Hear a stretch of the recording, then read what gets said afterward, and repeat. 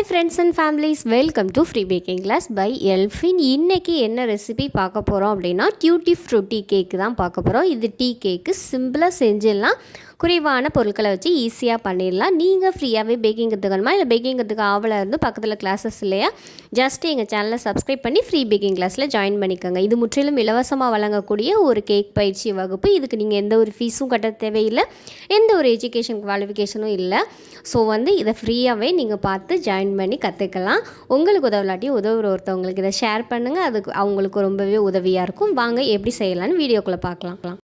இல்லாத 2 பவுல் எடுத்துக்கலாம். பவுலில் சுத்தமாக தண்ணி எதுவும் இருக்கக்கூடாது. இதில் ரூம் டெம்பரேச்சரில் இருக்க முட்டை நான் 4 முட்டை எடுத்திருக்கேன். முட்டையோட வெள்ளைக்கரு தனியாக மஞ்சள் கரு தனியாக பிரித்து எடுத்துக்கலாம்.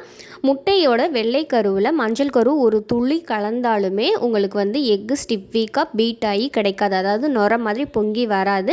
ஸோ அதை கவனமாக பிரித்து எடுத்துக்கோங்க. அதே மாதிரி முட்டை ஃப்ரிட்ஜில் இருந்து கூலிங்காக இருந்தாலுமே உங்களுக்கு பொங்கி வராது, அதையும் பார்த்துக்கோங்க.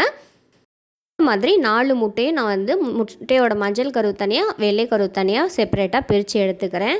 இதில் 2 பிஞ்ச் அளவு உப்பு சேர்த்துருக்கேன். நீங்கள் 2 பிஞ்ச் சேர்க்கலைன்னா 1/4 டீஸ்பூன் அளவு உப்பு சேர்த்துட்டு பீட்டரை ஹை ஸ்பீடில் ஆன் பண்ணி தண்ணி மாதிரி இருக்க முட்டையோட வெள்ளை கரு ஃபோம் மாதிரி பொங்கி வர்ற அளவுக்கு பீட் பண்ணி எடுத்துக்கோங்க.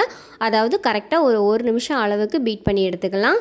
உடனே சர்க்கரையை சேர்க்காதீங்க. இந்த மாதிரி ஓரளவுக்கு வந்ததுக்கப்புறமா நம்ம சர்க்கரையை சேர்த்துக்கலாம். நான் 250 ml கப்பில் 3/4 கப் அளவு சர்க்கரை எடுத்திருக்கேன், அதாவது 150 கிராம் அளவு எடுத்திருக்கேன். இதை ஒவ்வொரு பேட்சாக சேர்த்து ஆட் பண்ணிக்கோங்க. ஒவ்வொரு டைமும் ஒரு குத்து மதிப்பாக 50 கிராம் அளவு சேர்க்குற மாதிரி பார்த்துக்கோங்க. 3 டைமாக சேர்த்து அந்த சர்க்கரை ஒவ்வொரு டைமும் கரையிற அளவுக்கு நல்லா பீட் பண்ணி எடுத்துக்கோங்க. முழுசாக சர்க்கரை கரையணும். ஒரு சில நேரங்களில் எக்கு ஸ்டிப்பிக்காக ஆயிரும், ஆனால் சர்க்கரை கரையாது. கையில் நம்ம எடுத்து பார்த்தோம்னா ரவை மாதிரி கையில் தென்படும். ஸோ அப்போ சர்க்கரை கரையிலேன்னு அர்த்தம். அந்த மாதிரி இல்லாமல் நல்லா ஸ்டிப்பிக்காக வர்ற வரைக்கும் பீட் பண்ணி எடுத்துக்கோங்க. அதே நேரத்தில் சர்க்கரையும் கரைஞ்சிருக்கணும். பாருங்கள், எந்த அளவுக்கு நம்ம ஒரு விப்பிங் க்ரீமை பீட் பண்ணுவோமோ அந்த அளவுக்கு நம்ம பீட் பண்ணி எடுத்துக்கலாம். இந்த அளவுக்கு பீட் பண்ணதுக்கப்புறம் நம்ம முட்டையோட மஞ்சள் கரு எடுத்து வச்சுருக்கோம்ல, அதில் 1 டீஸ்பூன் அளவு வெண்ணிலா எசன்ஸ் சேர்த்துக்கலாம். அது கூடவே 2 டீஸ்பூன் அளவு பைனாப்பிள் எசன்ஸ் சேர்க்கும்போது தான் டீ கடையில் வாங்குகிற அதாவது பேக்கரியில் வாங்கக்கூடிய அதே டியூட்டி ஃப்ரூட்டி கேக்கோட ஃப்ளேவர் இருக்கும். ஸோ 2 டீஸ்பூன் அளவு சேர்த்துக்கலாம். இப்போ லைட்டாக பீட்டரை ஃபஸ்ட்டு ஸ்பீடில் வச்சு லைட்டாக மிக்ஸ் பண்ணிக்கோங்க. ஸ்பூன் வச்சு கலக்கிறதுக்கு இந்த மெத்தட் இன்னுமே உங்களுக்கு ஈஸியாக இருக்கும். லைட்டாக அது எல்லாம் ஒன்றா மிக்ஸ் ஆகிற அளவுக்கு கலந்ததுக்கப்புறம் நம்ம ரெடி பண்ணி வச்சுருக்க எக் இருக்குல்ல, அதாவது முட்டையோட மஞ்சள் கருவை வெள்ளை கருவில் சேர்த்து லைட்டாக பீட் பண்ணி எடுத்துக்கலாம். ரொம்ப பீட் பண்ணிங்கன்னா மஞ்சள் கரு சேர்த்ததுக்கப்புறம் அந்த ஃபோம்லாம் அடங்க ஆரம்பிச்சிடும். அதனால லைட்டாக ஒரு சுற்றி எடுத்திங்கன்னா லைட்டாக மிக்ஸ் ஆகிரும். அதுக்கப்புறம் பீட்டரை நம்ம ஆஃப் பண்ணிவிட்டு ஸ்பேச்சுலா வச்சு ஜென்டலாக மிக்ஸ் பண்ணி எடுத்துக்கலாம். இப்போ ஒரு ஈரமில்லாத பவுல் எடுத்துக்கலாம். இதில் 250 ml கப்பில் 1 கப் அளவு மைதா சேர்த்துருக்கேன். இது கூடவே 1 டீஸ்பூன் அளவு பேக்கிங் பவுடர் சேர்த்துருக்கேன். இது கூடவே 1 டேபிள் ஸ்பூன் அளவு கார்ன்ஃப்ளவர் மாவு சேர்த்துருக்கேன். இது எல்லாத்தையும் சேர்த்துட்டு ஒரு டைம் நல்லா அந்த ஸ்பூனை வச்சு மிக்ஸ் பண்ணி எடுத்துக்கலாம். மிக்ஸ் பண்ணிவிட்டு நம்ம டைரெக்டாக ரெடி பண்ணி வச்சுருக்க பேட்டரில் ஒரு சல்லடையை வச்சுட்டு இந்த மிக்ஸ் பண்ணி வச்சுருக்க மாவு 2 பேட்சாக ஆட் பண்ணி எடுத்துக்கலாம். மொத்தமாக போட்டு கிளறினீங்கன்னா அது ரொம்ப கட்டியாக ஆயிரும், அதோட அந்த ஃபோமும் அடங்க ஆரம்பிச்சிடும். அதனால கொஞ்சம் கொஞ்சமாக போட்டு நீங்கள் மிக்ஸ் பண்ணி எடுத்துக்கோங்க. நான் 2 பேட்சாக சேர்த்துக்கிறேன். மாதிரி மிக்ஸ் பண்ணதுக்கப்புறம் வாசனை இல்லாத எண்ணெய், அதாவது கோல்டு வின்னர் நான் 1/4 கப் அளவு எடுத்திருக்கேன். அதாவது டேபிள் ஸ்பூன் அளவில் 4 டேபிள் ஸ்பூன் அளவு எடுத்திருக்கேன். அதாவது டோட்டலாக 60 ml அளவு வாசனை இல்லாத எண்ணெய். நீங்கள் பட்டரை கூட உருக்கிட்டு சூடு ஆறுனதுக்கப்புறம் அதே 60 ml எடுத்துக்கலாம். அந்த 60 ml எண்ணெயை சேர்த்துட்டு ஜென்டலாக மிக்ஸ் பண்ணி எடுத்துக்கோங்க. ரொம்ப போட்டு கிண்டிட வேண்டாம், லைட்டாக மிக்ஸ் பண்ணி எடுத்துக்கலாம். மிக்ஸ் பண்ணதுக்கப்புறம் 1/2 கப் அளவு டியூட்டி ஃப்ரூட்டி எடுத்திருக்கேன். நான் ஒரே கலரில் எடுத்திருக்கேன், நீங்கள் வேறு கலர் இருந்தாலும் எடுத்துக்கலாம். இதில் 2 டேபிள் ஸ்பூன் அளவு மைதா மாவு சேர்த்து லைட்டாக பெரட்டி எடுத்துக்கலாம். ஏன்னா அந்த டியூட்டி ஃப்ரூட்டியில் இருக்க ஈரம் அந்த மாவில் படும்போது இன்னுமே மாவு தண்ணி ஆயிரும், அதாவது அந்த பேட்ரு. அப்போ நம்ம இந்த மாதிரி மாவு கோட் பண்ணி போடும்போது அதுலேருந்து அந்த ஜூஸினஸ் வெளியில் வராமல் ஓரளவுக்கு கோட் பண்ணி பிடிச்சிக்கிற மாதிரி இருக்கும். அதே மாதிரி டியூட்டி ஃப்ரூட்டியை கடைசி குவான்டிட்டியில் தான் நீங்கள் ஃப்ளார் மிக்ஸ் பண்ணணும். ஃபஸ்ட்டே போட்டு மிக்ஸ் பண்ணிவிட்டு அதுக்கப்புறம் பேட்டரெல்லாம் ரெடி பண்ணிங்கன்னா அது வந்து ஊற ஆரம்பிச்சிரும். அந்த டியூட்டி ஃப்ரூட்டி வந்து மாவு வந்து ஊற ஆரம்பிச்சிரும். அதே மாதிரி டியூட்டி ஃப்ரூட்டி சேர்த்ததுக்கப்புறம் ரொம்ப போட்டு கிளறக்கூடாது, அந்த கோட்டிங் வந்து போயிடும். ஸோ வந்து லைட்டாக டியூட்டி ஃப்ரூட்டி சேர்த்ததுக்கப்புறம் லைட்டாக கிளறிட்டு அதுக்கப்புறம் நம்ம ரெடி பண்ணி வச்சுருக்க கேக் டின்னில் வந்து நம்ம சேர்த்துக்கலாம். வந்து 1 kg கேக் ட்ரே எடுத்திருக்கேன். 8 inch ஸ்கொயர் டின் எடுத்திருக்கேன். இதில் வந்து லைட்டாக அடியில் ஆயில் அப்ளை பண்ணிவிட்டு அது மேலே பட்டர் ஷீட் வந்து போட்டு எடுத்திருக்கேன். ஒரு வேளை பட்டர் ஷீட் ஒழுங்காக உங்களுக்கு நிற்கலைன்னா நம்ம ரெடி பண்ணி வச்சுருக்க பேட்டர்லேருந்து லைட்டாக எடுத்து அப்படியே ஒட்டி விட்டிங்கன்னா பசை மாதிரி ஒட்டிக்கிறோம்.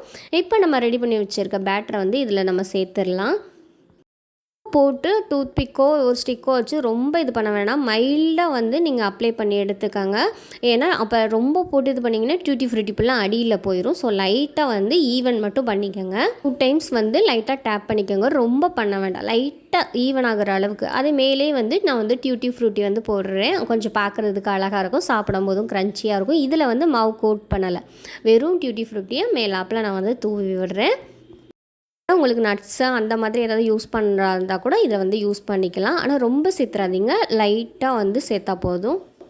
ஓடிஜியை ஓப்பன் பண்ணிவிட்டு சென்டர் ரேக்கில் வச்சுட்டு டோரை க்ளோஸ் பண்ணிவிட்டு டைமரை வந்து 180 டிகிரிக்கு 180 டிகிரியில் top and bottom rod on பண்ணிவிட்டு கரெக்டாக 30 நிமிஷத்துக்கு பேக்கிங் மோடை வந்து ஆன் பண்ணிக்கோங்க. குக்கரில் பண்ணுறீங்கனாலும் இதே டைம் தான். எப்போதுமே ஓடிஜிக்கும் குக்கருக்கும் ஒரே டைம் தான்.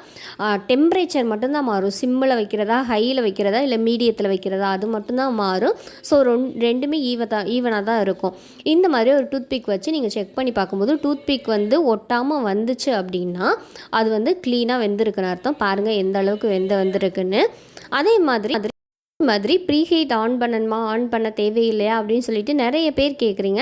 நான் ஒரு சில வீடியோஸில் வந்து மிஸ் பண்ணியிருப்பேன், அதாவது எடுத்திருப்பேன், அதை சொல்லாமல் இருந்திருப்பேன், ஒரு சில நேரத்தில் சொல்லாமல் கூட மறந்துருப்பேன். ஆனால் வந்து எப்போதுமே எந்த கேக் பண்ணாலுமே நம்ம வந்து ப்ரீஹீட் பண்ணிட்டு தான் நம்ம பண்ணணும். எப்போதுமே என்ன டிகிரி வைக்கிறோமோ அதை வச்சுட்டு 10 minutes 10 நிமிஷத்துக்கு ப்ரீஹீட் ஆன் பண்ணிட்டு தான் நம்ம கேக் பேக் பண்ணணும். இப்போ இந்த கேக் வந்து நல்லா ஆறுனதுக்கப்புறம் நம்ம வந்து டிமோல்ட் பண்ணிக்கலாம். பாருங்கள் பட்டர் ஷீட்டை வந்து அடியில் எந்த அளவுக்கு க்ளீனாக வந்திருக்குன்னு. ஏன்னா நம்ம கரெக்டாக வேகாமல் இருந்துச்சுன்னா உங்களுக்கு இந்த மாதிரி கரெக்டாக வராது. நல்லா பர்ஃபெக்டாக வெந்திருந்தால் மட்டும்தான் இந்த மாதிரி வந்திருக்கும். பாருங்கள் எல்லா இடத்துலையுமே டியூட்டி ஃப்ரூட்டி அங்கங்கே இருக்குது. இதை வந்து நல்லா சூடு ஆறுனதுக்கப்புறம் கட் பண்ணுங்கள், இல்லைன்னா உதிர ஆரம்பிச்சிரும்.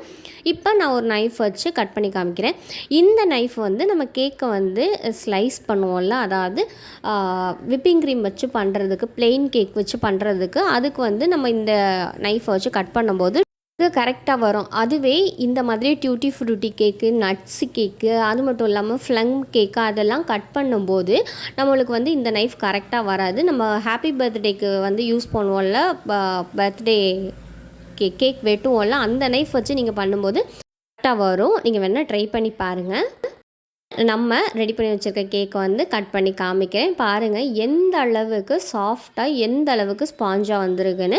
டியூட்டி ஃப்ரூட்டிலாம் அடியில் போய் தங்காமல் அங்கங்கே இருக்குது. அது சாப்பிடும்போது இன்னுமே நம்மளுக்கு க்ரன்ச்சியாக இருக்கும். கொடுத்துருக்க மெஷர்மெண்ட் இன்ஸ்ட்ரக்ஷனை கரெக்டாக ஃபாலோ பண்ணிங்கன்னா நீங்களும் இந்த மாதிரி ஒரு பர்ஃபெக்டான டியூட்டி ஃப்ரூட்டி கேக்கை பண்ண முடியும். வீட்டிலே ஹெல்த்தியாக நம்ம பண்ணி கொடுத்த மாதிரி இருக்கும். ஸோ வீடியோவை ஸ்கிப் பண்ணாமல் பார்த்ததுக்கு நன்றி. அதே மாதிரி இந்த கேக்கை வந்து நம்ம பண்ணுற, அதாவது கேக் செல் யூஸ் பண்ணி பண்ணாமல் பண்ணுற கேக்ஸ் எல்லாமே 3 days மட்டும்தான் நம்மளுக்கு வந்து வேலிடிட்டி. அதை வந்து நீங்கள் ஃப்ரிட்ஜில் வச்சிங்கன்னா அது வந்து ஈரப்பதம்லாம் போய் ட்ரை ஆயிரும். ஸோ வந்து 3 நாள் தான் தாங்கும். அதுக்கு மேலே வந்து இந்த பூஞ்சைகள் அப்படி காளான் வளரும்லாம் அந்த மாதிரி ஆயிரும். நீங்கள் மூடியே வச்சுருந்தீங்கன்னா, வெளியே காத்தோட்டமாக வச்சுருந்தீங்கன்னா ரஸ்க் மாதிரி ஆயிரும். ஸோ வந்து 3 days வரைக்கும் ஃப்ரெஷ்ஷாக வச்சு நம்ம சாப்பிட்லாம். அவ்வளோதான் வேலிடிட்டி. ஏன்னா நிறைய பேர் தெரியாமல் நிறைய நாள் வச்சுக்கலாம் அப்படின்னு சொல்லிட்டு எக்ஸ்ட்ரா செஞ்சிடுறீங்க, அது வந்து வீணாக போயிடும். ஸோ வந்து 3 நாள் தான் நம்ம செய்கிற கேக்கோட ஃப்ரெஷ்னஸ் தாங்கும். கடையில் யூஸ் பண்ணுறது வந்து அவங்க வந்து ப்ரிசர்வேட்டிவ் சேர்த்து தான் அதை வந்து கெட்டு போகாமல் வச்சுருப்பாங்க. நம்ம செய்கிற மெத்தட் வந்து எப்போதுமே ஹோம்லியாக தான் இருக்கும். ஸோ வீடியோ பிடிச்சிருந்தா லைக் பண்ணி, ஷேர் பண்ணி, கமெண்ட் பண்ணுங்கள். நீங்கள் ஃப்ரீயாகவே பேக்கிங் கற்றுக்கணுமா, இல்லை பேக்கிங் கற்றுக்க ஆவலாக இருந்து பக்கத்தில் கிளாஸஸ் இல்லையா, ஜஸ்ட் எங்கள் சேனலை சப்ஸ்கிரைப் பண்ணி ஃப்ரீ பேக்கிங் கிளாஸில் ஜாயின் பண்ணிக்காங்க. நீங்கள் இவ்வளோ நாள் கொடுத்த லவ் அண்ட் சப்போர்ட்டுக்கு ரொம்பவே நன்றி. கொடுக்குற சப்போர்ட் மாதிரி எப்போதும் கொடுப்பீங்கன்னு நம்புகிறேன். அதே மாதிரி நம்மளோட எல்ஃபின் விலாக் அப்படின்னு சொல்லிட்டு ஒரு சேனல் இருக்குது, அதுக்கும் சப்போர்ட் பண்ணிங்கன்னா ரொம்பவே சந்தோஷமாக இருக்கும். சேனல் பிடிச்சிருந்தா சப்போர்ட் பண்ணுங்கள்.